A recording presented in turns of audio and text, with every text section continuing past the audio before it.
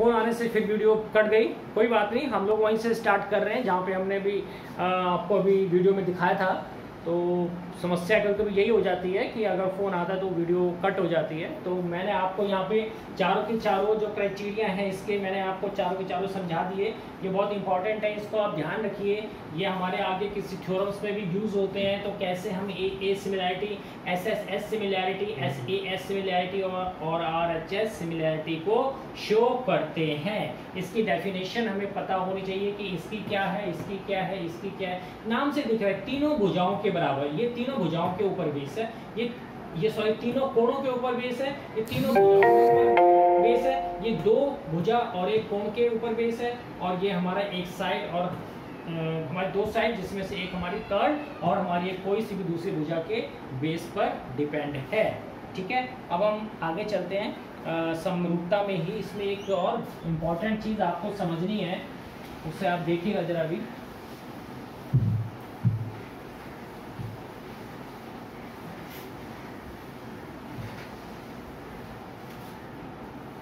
क्या चीज़, इसमें आप ये देखिए, मैं थोड़ा सा सिमिलैरिटी में कभी कभी कुछ बच्चे उसको गलत वे में लिख देते हैं, मैं उसको बता रहा हूँ।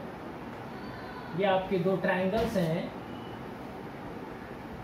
It is if ABC and DEF।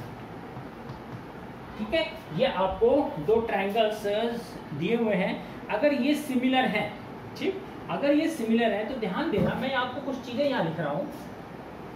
Triangle ABC similar to triangle, अभी बताता हूं मैं आपको।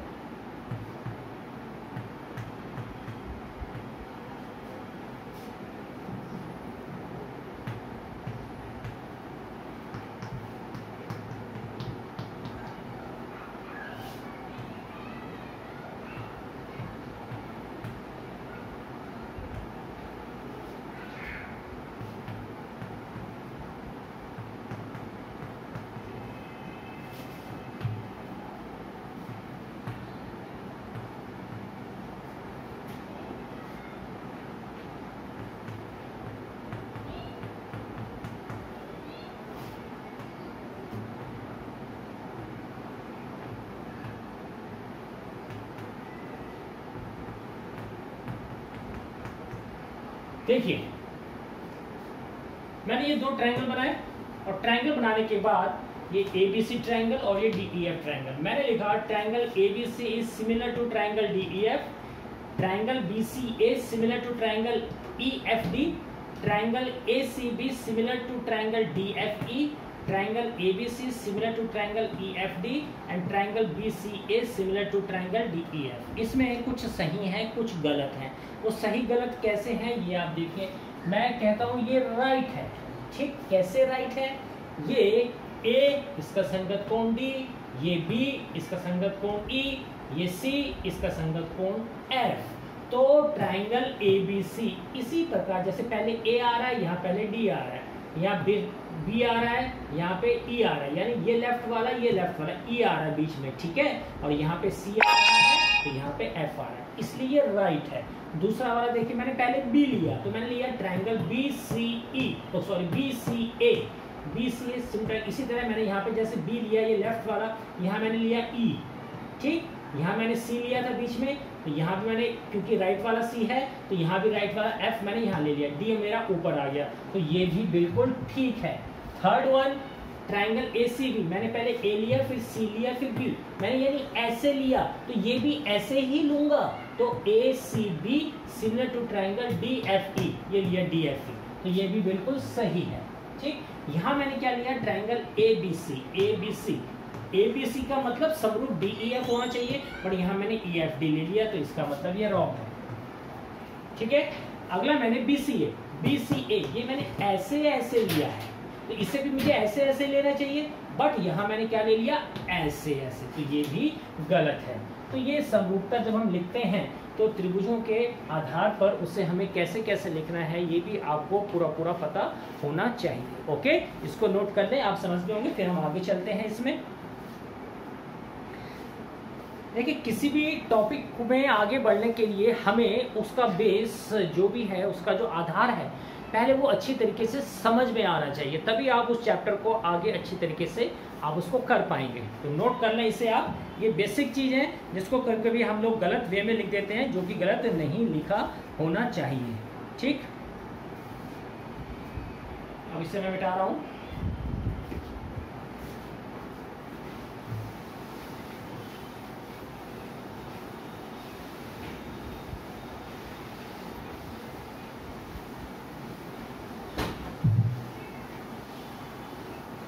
चलिए आगे मैं इसमें आपको बता रहा हूं, जो समरूप त्रिभुज है उनके क्षेत्रफलों के लिए प्रमेय है।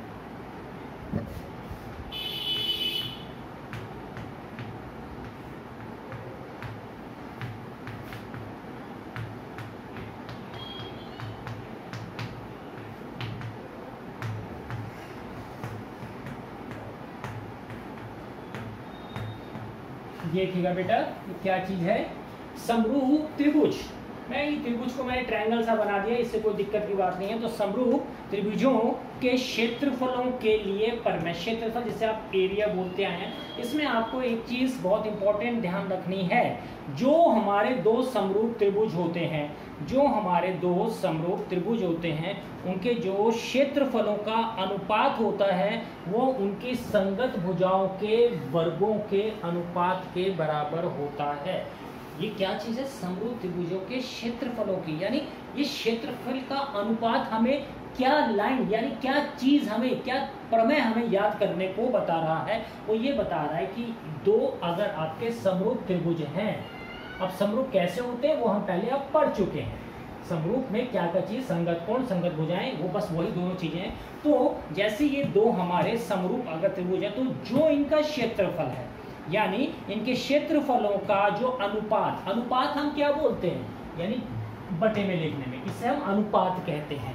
इनका जो अनुपात है उनकी संगत भुजाओं के वर्गों के अनुपात के बराबर होता है। जो इनका क्षेत्रफल का अनुपात है, इनकी संगत भुजाओं के वर्गों के अनुपात के बराबर होता है। इसको आप नोट कर ले, संगत भुजाओं के वर्गों के अनुपात के बराबर होता है, वर्गों के अनुपात के बराबर होता है, ध्यान में रखने वाली बात है।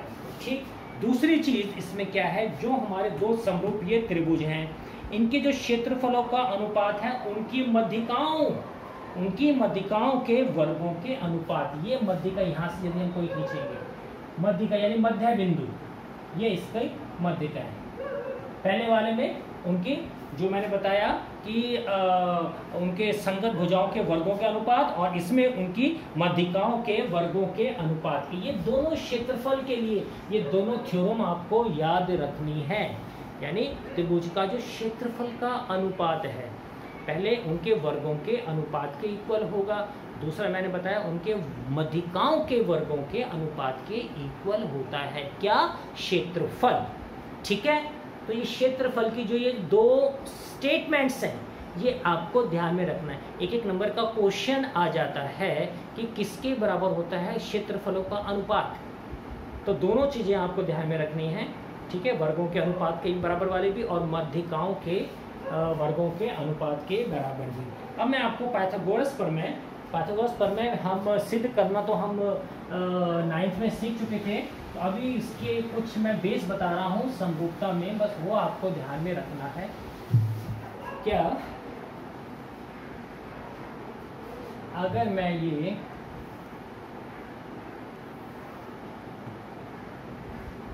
ये बेटा राइट ट्रायंगल, इसे हम अब इसमें आप देखिए पाइथागोरस प्रमेय हमें क्या कहती है। मान लीजिए ये मैंने ए लिया है और ये मैंने बी और ये मैंने सी लिया है, तो पाइथागोरस प्रमेय कहती है कि BC square is equal to AB square plus AC square, यही कहती है।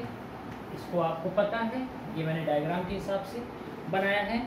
अब तक आप इसको ऐसे भी कर चुके हैं, ध्यान दें, बात वही है।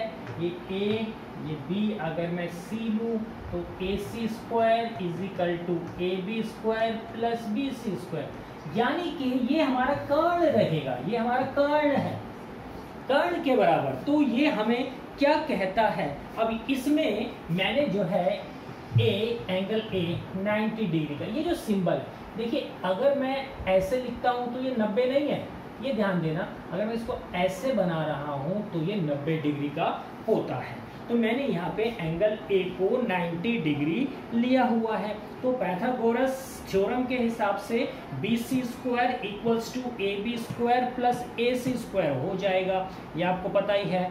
ठीक, अब दूसरी चीज इसमें क्या ध्यान रखनी है कि यदि किसी त्रिभुज की एक भुजा, अब ये त्रिभुज की यदि एक भुजा या एक भुजा का वर्ग, ये एक भुजा मैंने ले ली, त्रिभुज की किसी एक भुजा का वर्ग, ये जो BC है मैंने इसको एक भुजा का वर्ग यानी कि BC स्क्वायर, एक भुजा का वर्ग शेष अन्य दो भुजाओं के, शेष अन्य दो भुजा कौन सी हैं, एक AB है और एक AC है, अन्य दो भुजाओं के वर्गों के, ये रे वर्ग के योग के बराबर होगा, के योग के बराबर हो तो जो पहली भुजा यानी कि जो BC है, इस पहली भुजा के सम्मुख कोण जो होगा, इसके सम्मुख कोण जो होगा वो हमेशा 90 डिग्री का होगा।